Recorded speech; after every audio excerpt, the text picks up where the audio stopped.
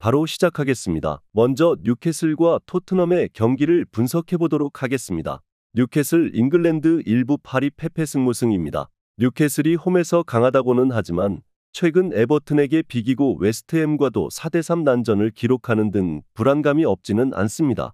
그동안 강한 압박과 에너지 레벨 조절 실패로 인해서 약점으로 지적이 된 수비도 이제는 홈에서도 드러나고 있는 상태입니다.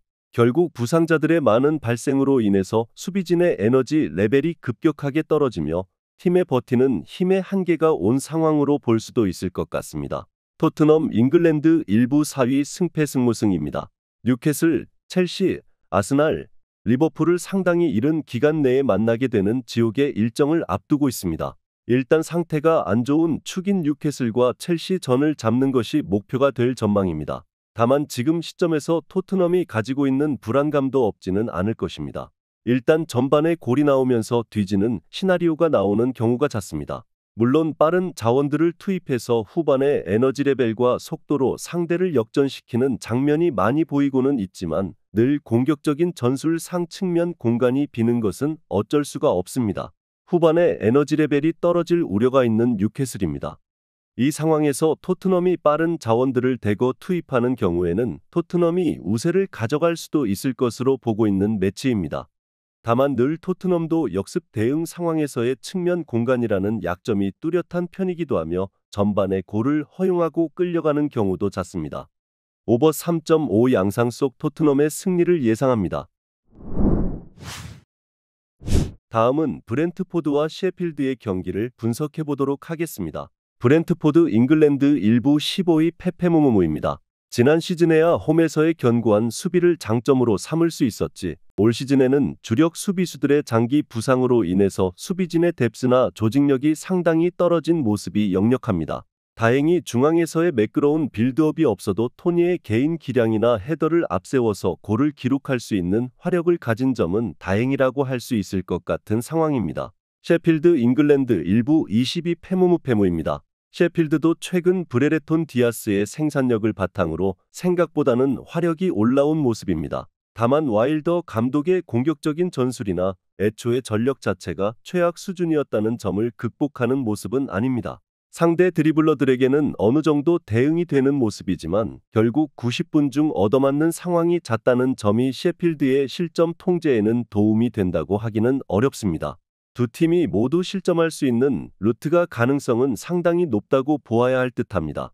다만 브렌트포드가 상당히 압박하는 상황에서는 홈에서 강점을 가진 편이고 셰필드가 그래도 하위 전력이라서 주도권을 쥐는데 더 능숙하지 않은 유형으로 봐야 할 것 같습니다.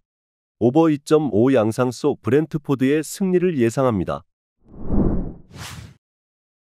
다음은 벌리와 브라이튼의 경기를 분석해보도록 하겠습니다. 벌리 잉글랜드 일부 19위 무승무무패입니다. 에버튼을 상대로는 아깝게 패배했습니다. 다만 에버튼이 강하게 공격적인 플레이를 하는 편은 아니라서 한 골을 내주는 것으로 끝났다고 볼 수도 있었을 것입니다. 실제로 강하게 전방 압박을 하는 경우에는 수비진이 상당히 흔들리는 경우가 잦은데 웨스트햄 같은 중상위권 팀을 상대로도 여지없었습니다. 일단 수비, 역습으로 브라이튼을 괴롭히던 시절도 없지는 않았으나 벌리의 공격이 양 측면이 긁히는 것만 바라야 하는 상황이기는 합니다.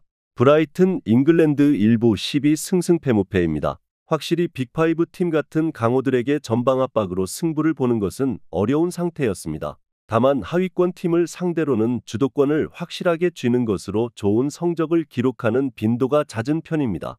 다만 브라이튼이 미토마와 마치가 없는 상황에서는 온더볼과 공간 활용 모두 측면에서 잘 풀리는 상황은 아닙니다. 최근 5경기 3득점이라는 수치가 이를 증명한다고 할 수 있을 것입니다.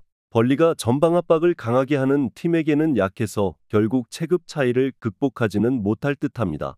다만 브라이튼의 양 윙어들의 장기 부상 이후에 브라이튼의 화력도 줄었고 벌리가 웅크리는 것으로 브라이튼을 상당히 곤혹스럽게 할 수 있습니다.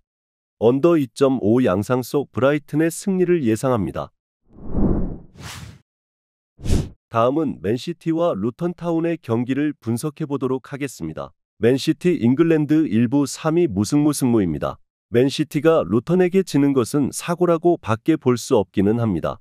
다만 당장 다음 주에 UCL 8강 홈 매치가 있다는 점을 감안해야 할 것입니다.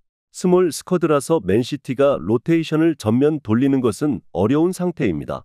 결국 주전들이 어느 정도 출전 시간을 잡아야 하는 상태인데 골을 어느 정도 넣었다고 판단을 한다면 페이스를 조절하는 식으로 나설 가능성도 있어 보입니다. 루턴 잉글랜드 일부 18위 패무패 패승입니다. 루턴도 어느 정도 라인을 끌어올려서 승부를 걸려는 시도를 하는 편이기는 합니다. 다만 강호들과의 매치에서는 압박 싸움에서 상당히 부담을 느끼는 유형입니다. 지난 아스날 전에서도 상대의 순간적인 압박에 공을 잃어버린 것이 추가적인 실점으로 이어지는 면모를 보이기도 했고 상위권 팀들이 유려한 패스워크와 빌드업으로 압박을 빠져나가는 것도 가능하기 때문입니다. 맨시티가 이길 것입니다. 다만 핸디캡 승리나 언오버는 신중할 필요가 있겠습니다. 맨시티가 루턴을 상대로 다득점을 할 수 있는 능력이야 있다고 하더라도 UCL 8강전을 위해서 상당히 페이스를 조절할 필요도 있을 것이기 때문입니다. 적당히 골을 넣고 경기를 최대한 자신들의 페이스로 만드는 것만으로 충분하다고 느낄 여지가 큽니다. 언더 3.5 양상 속 맨시티의 신승을 예상합니다. 마지막으로 노팅엄과 울버햄튼의 경기를 분석해 보도록 하겠습니다.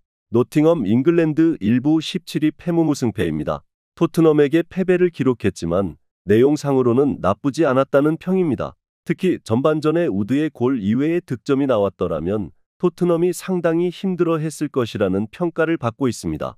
전반적으로 낮은 수비의 위치가 지난 경기에서 제 몫을 하지 못했다고 할 수도 있었지만 코너킥 상황과 자책골로 허용한 두 골을 제외하면 일단 수비적인 완성도가 크게 해쳐진 상황이라고 보기는 어려웠습니다. 울브스 잉글랜드 일부 11위 승패 패무패입니다. 울브스가 중앙 전개로 인해서 라인을 끌어올리는 상황이 있는 편입니다. 이 상황에서 골을 기록하지 못하고 헤매는 경우에는 역습에 당할 확률이 높아지는 편인데 문제는 황희찬과 네투가 모두 없고 지난 경기에서는 수비수 누리를 2선 공격수로 배치할 정도로 뎁스가 박살난 상황이라는 것입니다. 실제로 웨스트햄의 낮은 라인의 14개의 슈팅 중 페널티킥 포함 4개만 박스 안에서 기록하는 등 공격이 풀리지 않는 모습이 역력했습니다. 무엇보다도 울브스의 현재 중앙 공격수 뎁스가 상당히 부족하다는 것이 포인트입니다. 울브스가 라인을 높이면서 상당히 공격적으로 운영하는 편인데 이를 골로 연결시키는 부분이 부족하다면 생각보다는 노팅엄의 역습이 날카로울 수 있습니다. 노팅엄의 수비는 리버풀과 브라이튼도 꽤 고생을 했던 편이기도 합니다. 언더 2.5 양상 속 노팅엄의 승리를 예상합니다. 영상에서 알려드리는 내용들은 모두 1차 분석 내용들이며 2차 분석과 최종 조합픽은 영상 하단 고정 댓글 링크로 문의 주시면 안내 도와드리도록 하겠습니다. 시청해주셔서 감사합니다.